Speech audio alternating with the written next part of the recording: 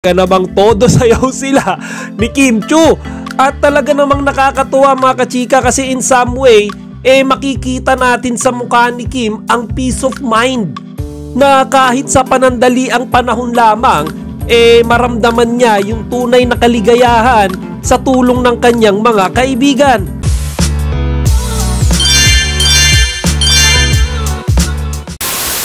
Magandang araw mga kachika! Rigel po ulit ang inyong Chika Patrol. Bago tayo magsimula mga kachika, inaanyayahan ko muna kayong mag-subscribe dito sa ating munting channel para palagi kayong updated sa mga latest at nagte-trending na mga showbiz balita. Napakasarap talaga ng magkaroon ng mga tunay na kaibigan. Yan marahil mga kachika ang isinisigaw ngayon ni Kim Chiu. Kasi naman talagang nagte-trending ngayon yung kanilang pagbabanding ng kanyang mga beshies na si Bella Padilla at si Angelica Panganiban. Sa mga hindi pa nakakaalam si Kim Chiu kasi ay nagbakasyon sa Los Angeles, California. Sinundan niya yung mga kaibigan niya doon mga kachika na si Angelica at si Bella. At mga kachika, sa airport pa lang talaga namang todo sigawan na sila nung magkita-kita. Siyempre mga kachika, sa mga panahon na ikaw ay nasa kagipitan o kalungkutan, ang lalabas lamang dyan yung mga tunay mong kaibigan. Sila lamang yung mga lalapit sa'yo. Ngayon mga kachika, alam naman nating lahat na si Kim Chiu ay may pinagdadaanan sa kanyang recent breakup sa manggagamit na si Xian Lim.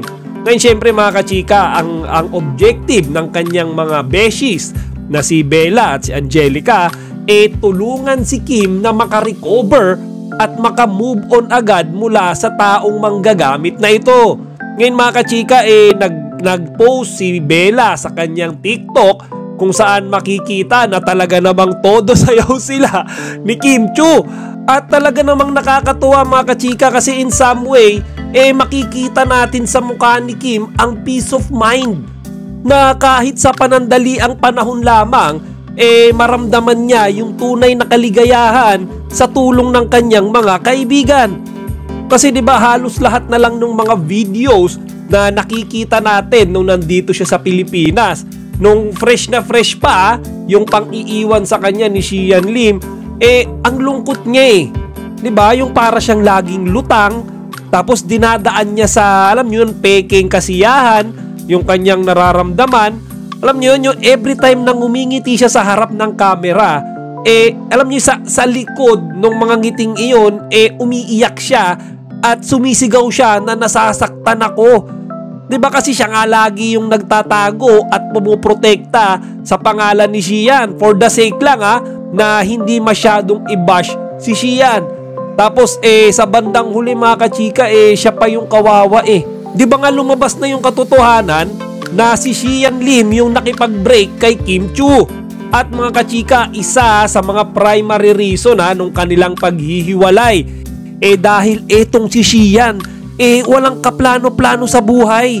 Mas priority niya mga kachika yung kanyang family, yung kanyang hobby, yung kanyang mga personal interest versus doon sa pangarap na magkaroon sila ng pamilya ni Kim. Kaya yan mga kachika yung nangyari, 'di ba? Pinagdusahan niya ni Kim ng 12 years sa ilalim ng mga kamay ni Xian Lim. Kaya ako sa totoo lang natutuwa rin ako ngayon na nakikita ko si Kim na alam niyo kahit na small steps lang mga kachika unti-unti siyang nakaka-recover Unti-unti siyang nakaka-move on mula sa panggagagong ginawa sa kanya ni Xian Lim. Sinayang siya ni Xian Kaya masaya akong nakikita siya na tinutulungan din siya ni Bella Padilla at ni Angelica Panganiban na iparealize sa kanya na si Xian hindi dapat panghinayangan. O siya mga kachika, hanggang dito na lang muna. Siya nga pala, kung kayo ay mahilig o balak pa lamang mag-alaga ng mga isda sa inyong bahay, panoorin nyo ang advertisement na ito. Our hearts beat to the city streets. We began to feel the fire.